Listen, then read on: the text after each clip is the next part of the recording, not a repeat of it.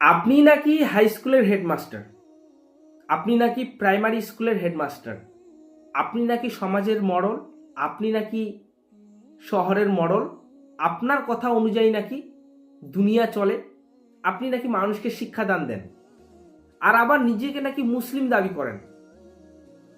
ঘটনাটা কেমন জানি হয়ে গেল। ঠিক আছে, আপনি যখন আপনার ক্ষমতা চালান, কিন্তু আপনার বাড়ির স্ত্রী, আপনার বাড়ির বোন, আপনার বাড়ির মা কি করে বেপর্দায় ঘুরে যেতে পারে? সমাজকে কি করে তারা লোভ লালসায় ফেলতে পারে অন্যজনকে? আপনি কি আপনার বাড়িতে তাকালেন না? কি করে আপনার বোন, কি করে আপনার স্ত্রী একটা টাইট ফিটিং জামা প্যান্ট বা ফ্রক পরে তারা কলেজে যায়? আপনাকে কি একটুকু লজ্জাবোধ হচ্ছে না? আপনার মেয়েকে অন্যজন তাকাচ্ছে, আপনার কি একটুকু লজ্জাবোধ হচ্ছে না? প্রশ্ন, আপনারা কুরআনটাকে পড়ার চেষ্টা করেননি? যদি আপনি পড়তেন তাহলে আপনার মনোভাব এইভাবে হতো না। আপনি আপনার স্ত্রী কি করে একটা এমন একটা শাড়ি পরেছে যেখানে পিঠ দেখা যায়, যেখানে প্যাট দেখা যায়, কি করে একটা পরপুরুষ দেখতে পারে? টাকা দিয়ে, মোহর দিয়ে আপনি বিয়ে করলেন, আর জনগণ সেটার মজা নেবে? প্রশ্ন তো এখানেই। এটা হচ্ছে একটা ভাবনা চিন্তার বিষয়। আপনি কি করে আপনার এই মানসিকতা নিয়ে চলছেন, আবার নিজেকে মুসলিম দাবি করছেন? আশ্চর্য ব্যাপার। আপনি কি কুরআনের সূরা আহজাব ৩২ নম্বর আয়াতে যদি পড়তেন, তো সেখানেই বলেছে যে হে নবীগণ, হে নারীগণ, তোমরা অন্য নারীদের মতো নও। তোমরা যখন কোনো পরপুরুষের সাথে কথা বলবে, তখন এমনভাবে কথা বলবে যাতে তার অন্তরে কোনো লোভ, লালসা, প্রেম না জাগে। তো আপনি কি সেটা পড়েননি? আপনি কি হাদিসটাকে বোঝেননি? পর্দার সম্পর্কে হাদিসগুলো তো স্পষ্টভাবে বারবার বলেছে। আপনি কি করে একটা অন্যের ধর্ম রীতিনীতি আপনি নিজের ধর্মে প্রয়োগ করছেন, আবার নিজেকে মুসলিম দাবি করলেন? হোয়াই, কেন? যেখানে পুরো বিশ্ব আপনার দিকে তাকাচ্ছে, যেখানে পুরো বিশ্ব আপনাকে চাচ্ছে যে আপনি কি করবেন, আপনার দিকে যখন বিশ্ব তাকিয়ে আছে, আর আপনি সেখানে এমন শিক্ষা প্রদান করছেন যেটা আপনার ইসলাম ধর্মের বাইরে, আর নিজেকে ইসলাম দাবি করছেন আর বলছেন এটা ইসলাম, আপনি বলছেন এইভাবে চলা যাবে। এই ক্ষমতা পেলেন কোথায়? আপনি কি জানেন না? ইমান যত বেশি হবে, পাপ তত কম হবে। ইমান যতই কম হবে, পাপ তত বেশি হবে। কথাটাকে বুঝাতে পারলাম না? কথাটাকে বোঝার বিষয়। কেউ, আপনার ভাবি যদি আপনাকে দেখতে পেয়ে যায়, আর আপনি যদি আপনার ভাবিকে দেখতে পেয়ে যান, তো আপনার ভাবির টেনশন হওয়া উচিত যে সে আমার চুলটা দেখে নিল না তো, সে আমার আঙুলটা দেখে নিল না তো। এই নিয়ে আপনার টেনশন থাকা উচিত। একেই বলে ইমান।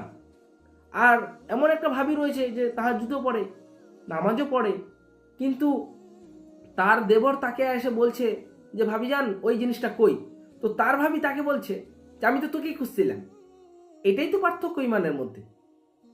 আপনার ইমান গেল কোথায়? হজ দিয়ে পাপ ঠেকানো যায় না, তাহাজ্জুদ দিয়ে পাপ ঠেকানো যায় না।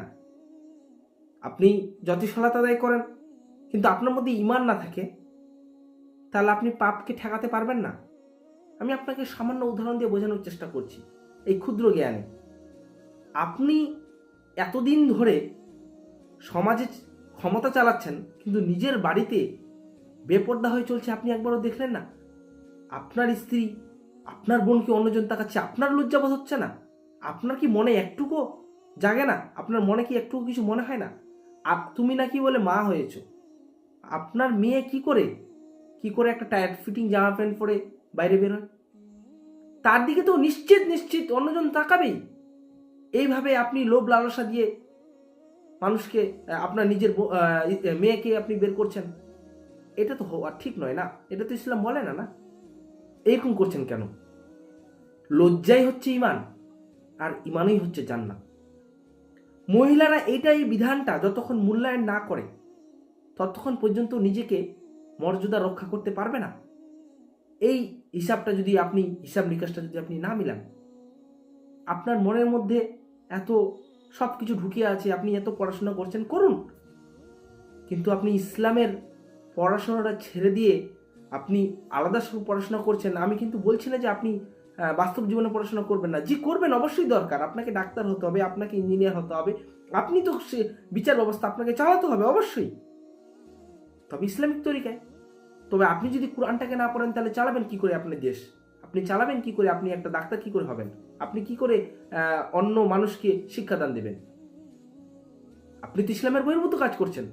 আপনার বোন, আপনার মেয়ে বেপর্দা হয়ে ঘুরে বেড়াচ্ছে, আর আপনি ক্লেম করছেন যে আমার মেয়ে ভালো ছিল, অন্যজন খারাপ কুনজরে তাকাচ্ছে।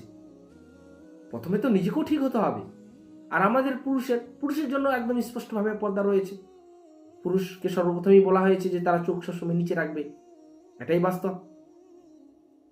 তো এগুলো হচ্ছে বিষয়। আপনি নিজেকে শিক্ষিত একটা অজুহাত দিয়ে বলবেন যে আমি সব কিছু জানি আর নিজের বাড়ির সব কিছু ঠিক নাই, তো এটা কেমন জানি একটা হাওয়ায় কথা হয়ে গেল না? তো এই বিষয়গুলো একটু দেখবেন। আর কেউ যদি বলে যে এগুলো বলার বিষয় কি, এগুলো আপনি বলছেন কেন, তো বুখারী শরীফ 3461 নম্বর হাদিস যদি আপনি দেখেন, তো সেখানে বলছে আপনি যদি একটা লাইনও জানেন কোরআনের বা হাদিসের, সেটা মানুষের কাছে পৌঁছে দেবেন। দায়িত্ব, এটা আপনারও দায়িত্ব ছিল। কিন্তু আপনি কি করেছেন? আপনি আজকে কেন এই পর্যায়ে রয়েছেন? জি, আমাদের বিষয়গুলো দেখবেন।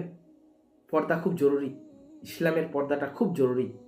পর্দা বলতে আপনি যে কি বোঝেন, ফ্যাশন বোরখা বোঝেন নাকি সেটাও জানি না।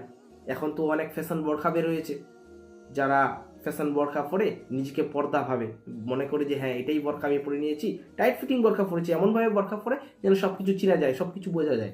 আর সে নাকি এটা মনে করেছে যে এটাই নাকি ইসলামের পর্দা। বরং এটা দিয়ে আরো আকৃষ্ট হচ্ছে ছেলে মেয়ে আরো আকৃষ্ট হচ্ছে। তো এটাকে আপনি পর্দা ভেবেছেন, আপনার মনের মধ্যেও বুঝতে পারছেন আপনি যে এটা কি জিনিস, আর আপনি ইসলামের নামে চালিয়ে যাচ্ছেন। মানুষের কাছে আপনি কি উপস্থাপন করবেন? আপনি সমাজের কাছে, আপনি গোটা বিশ্বজগৎ যেদিকে তাকিয়ে আছে আপনার দিকে, আপনি কি উপহার দিবেন? আপনি তো নিজেই কিছু জানেন না। তো কোরআন হাদিসটাকে একটু ফলো করবেন।